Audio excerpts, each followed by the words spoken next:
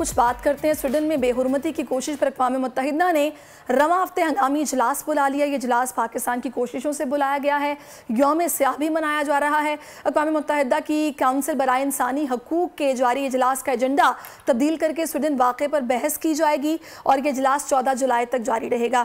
دوسری جانب ہم یہ دیکھ رہے ہیں کہ پاکستان، ایران اور ترکیہ سمیت تقریباً تمام مسلم دنیا میں اس واقعے کے خلاف سخت احتجاج کا سلسلہ جاری ہے۔ مظاہرے ہو رہے ہیں اور سخت غم و غصہ جو مسلم امہ ہے اس میں پایا جا رہا ہے۔ اسی ساری صورتحال پر بات کرنے کے لیے ہمیں اس وقت جوائن کر چکے ہیں سابق چیئرمین رویت ہلال کمیٹی کے مفتی منیب الرحمان صاحب۔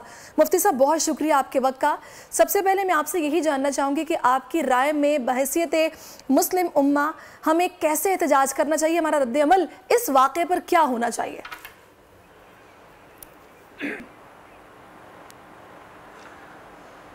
بسم اللہ الرحمن الرحیم۔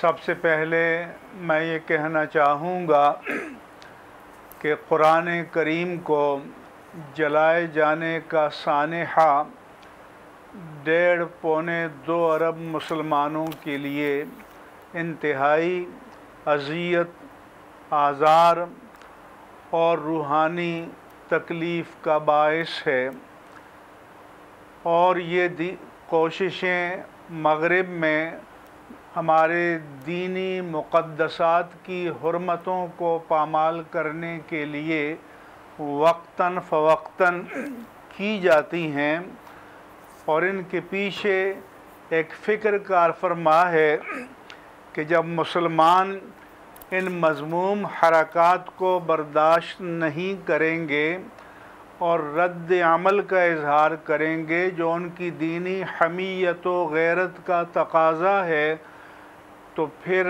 وہ مسلمانوں پر انتہا پسندی، نفرت انگیزی، عسکریت پسندی اور دہشت گردی کے فتوے لگائیں گے۔ یہی اسلامو فوبیا ہے جس کا آج امت مسلمہ کو سامنا ہے۔ خود امریکہ اور اہل مغرب کو غور کرنا چاہیے کہ 9/11 کے سانحے کے بعد ان میں جذبہ انتقام اس حد تک ابھرا کہ انہوں نے تمام عالمی قوانین کو بالائے طاق رکھ کر اپنے ملک سے ہزاروں کلومیٹر دور افغانستان کو تاراج کیا اور تقریباً 3000 ارب ڈالر خرچ کر کے 20 سال تک جنگ مسلط کی، گوانتانامو بے کی جیلیں ایجاد کیں۔ تو پھر انہیں سمجھنا چاہیے کہ اگر ان کے جذبات مجروح ہو سکتے ہیں تو مسلمانوں کے جذبات ناموس الوہیت جل وعلا، ناموس رسالت مآب صلی اللہ علیہ وسلم اور ناموس قرآن کریم پر ان سے کروڑوں درجے زیادہ ہمارے جذبات برانگیختہ ہوتے ہیں۔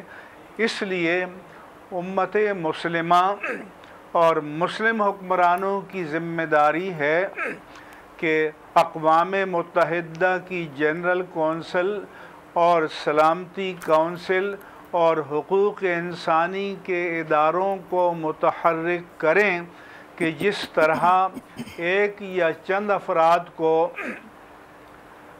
اٹیک کر کے، حملہ کر کے اور اذیت پہنچانا دہشت گردی ہے، تو 1.5-2 ارب مسلمانوں کو ان حرکات کے ذریعے ذہنی، قلبی، روحانی اور ایمانی طور پر اذیت پہنچانا یہ دنیا کی سب سے بڑی دہشت گردی ہے۔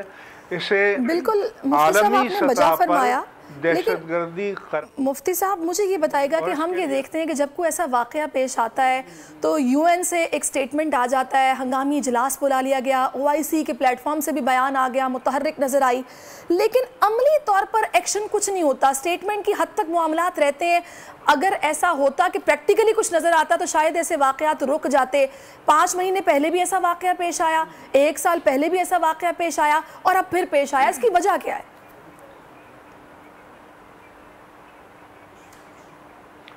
ہمارا مسلم حکومتوں اور حکمرانوں سے مطالبہ یہی ہے کہ قراردادیں پیش کرنا یہ ان لوگوں کا کام ہے جو مسند اقتدار پر فائز نہیں ہوتے، لیکن جو حکمران اور قانون ساز ادارے مسند اقتدار پر فائز ہیں انہیں عملی اقدامات کرنے چاہیے، اور ان اقدامات میں اقتصادی، تجارتی، سفارتی اور سیاسی اقدامات شامل ہیں۔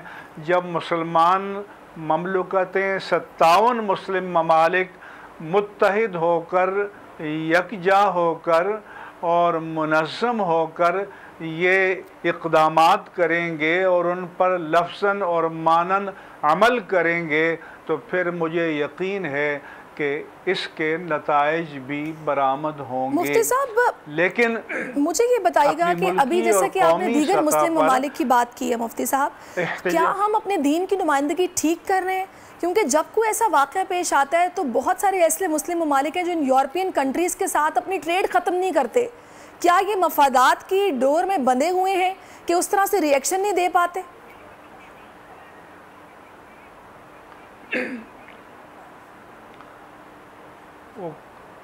غالب نے کہا تھا کر دیا کافر ان اصنام خیالی نے مجھے، تو ہمارے حکمران چونکہ اہل مغرب کے تابع ہوتے ہیں اور وہ مختلف عالمی سطح پر جو استبدادی قوتیں ہیں ان کے اثرات کے تابع ہیں، اس لیے جس جرأت مندانہ اور دینی، ملی اور قومی حمیت کے ساتھ اقدامات کرنے چاہیے وہ نہ نظر آتے ہیں اور نہ ان کے نتائج نظر آتے ہیں۔